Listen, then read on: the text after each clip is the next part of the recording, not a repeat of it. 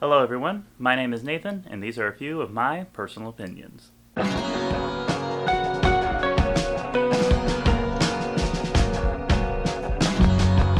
Hello everyone, and welcome back to my YouTube channel, where I take you to different places that I have worked as a video producer while working on board cruise ships. This week, we're going to a new destination. We're heading to Alaska.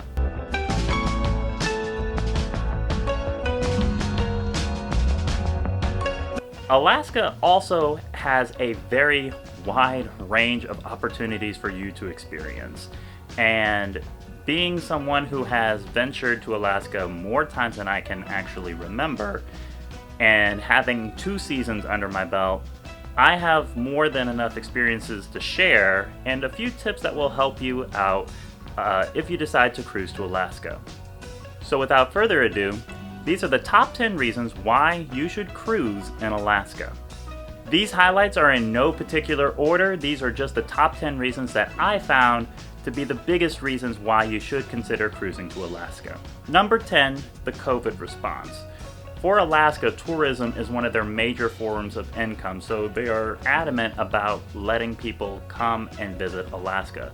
They still have quarantine measures in place, and through the ships, eventually being able to go out on tour excursions, that is actually a foreseeable possibility visiting Alaska. Number 9, the weather. Alaska has a very wide range of weather.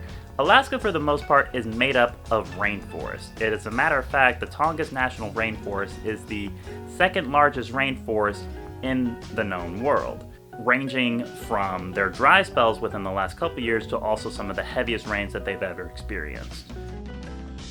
Number 8, food. Alaska has a lot of seafood options.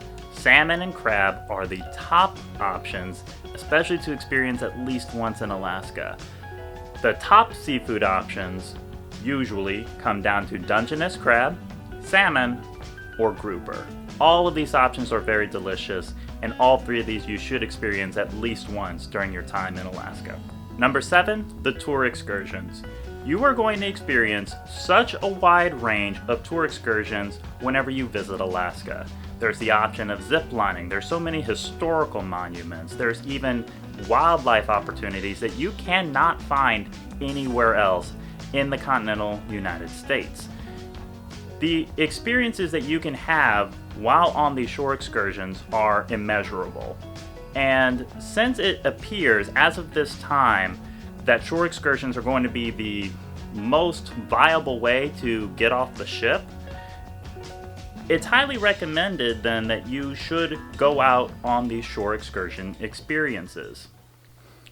Moving on to number 6, 7-day cruise. Alaska is a great place to try cruising out for the first time. Even though I'm a crew member and I have experienced cruising quite a bit at my age, most of my family have not gone cruising. So if you're a first-time cruiser, Alaska is a great place to try out cruising for the first time, especially as an American citizen. In Alaska, you usually are going to experience a 7-day cruise. Most of those days are going to be port days, with most likely 1 or 2 sea days during your time visiting Alaska. And you are going to visit some amazing exotic places that are not possible to reach by other means. Which brings me to point number 5, port accessibility. In Alaska, it is actually very difficult to get to most of the cities that you're going to visit. It is not uncommon for those port cities to only be accessible by ship or by air. Some of them are impossible to get to by major roads. A great example of this is actually the capital of Alaska, Juneau. Juneau is surrounded by an ice field, and then it's also located right on the water, and there's also mountain ranges that surround it as well. The only 2 cities that I'm aware of that you're able to drive to are Haines and Skagway, which are going to be ports that I'm going to mention in future videos to come. So as far as accessibility, as Alaskans say, the only way to get to a lot of their cities is by ship, is by plane, or by birth canal.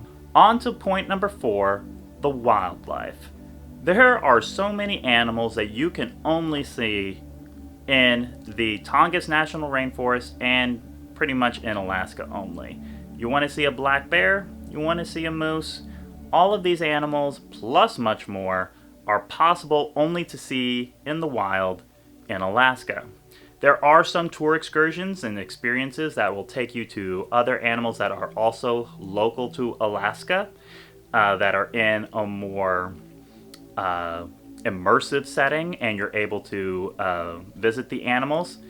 And there's also whale watching experiences and bird watching experiences that are going to get you up way closer than you could possibly do so on your own. On to point number 3, scenic cruising.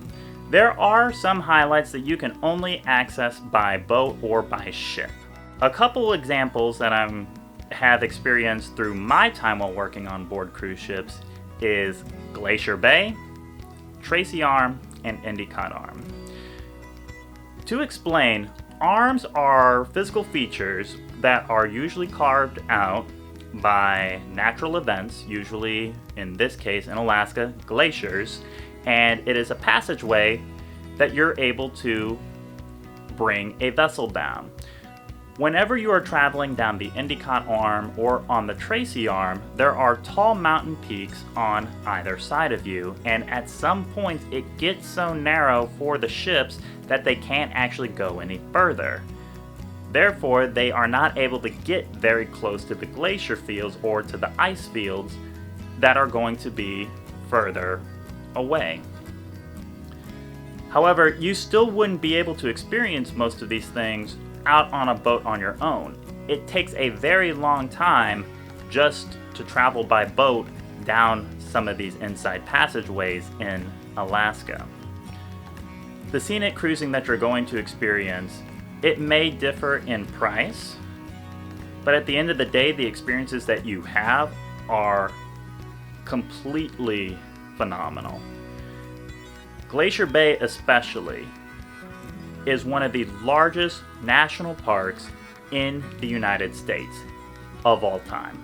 Anything that you might think of size-wise, any national parks that come to your mind, Glacier Bay most likely is several times larger than it. Glacier Bay is an experience everyone should always experience at least once. And anytime you visit these places, Glacier Bay, Tracy Arm, Endicott Arm, the visitation that you provide allows protection for Alaska to continue to protect it for future generations to come. Which kind of leads on to point number 2. There's something for everyone. In Alaska, there is stuff for children, there is stuff for teens, there is stuff for adults, and there's stuff for your grandparents. It is more possible or more plausible to take off a week for vacation rather than 2 weeks for vacation. And on to the last point, it is very limited. What I mean by that is that global warming is a real thing. Glaciers at the moment are receding, so they are shrinking in size, which means eventually over time they're going to back up to the point where they don't exist anymore, or at least to the point where they are significantly smaller. We don't know how much longer the forests and the animals and all of the natural beauty that you can possibly see in Alaska, at the end of the day, we don't know how much longer it's always going to be there. It is something that everyone should experience once. There is something for everybody in Alaska. That wraps it up for this week's video. Next week we are going to actually begin going to different cities, and I'm going to be talking about different highlights again, and going to take you guys to some of my favorite tour excursions at each of those cities. As always, everybody, the difference between an ordeal and adventure is your attitude. Until next time, peace out, signing out.